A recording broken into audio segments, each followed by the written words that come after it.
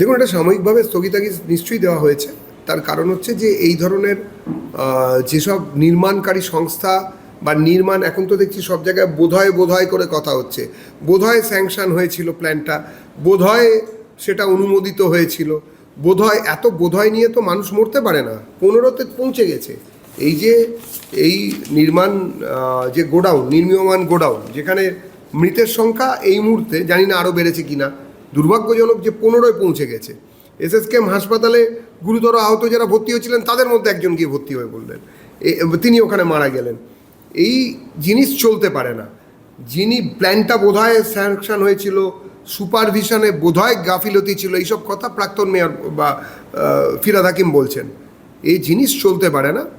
পুরো জিনিসটাকে building plan পাসের যে সিস্টেম, সেটাকে একটা স্ট্রিমলাইন করতে হবে, যাতে কিনা ভবিষ্যতে এই ঘটনা যেন না ঘটে।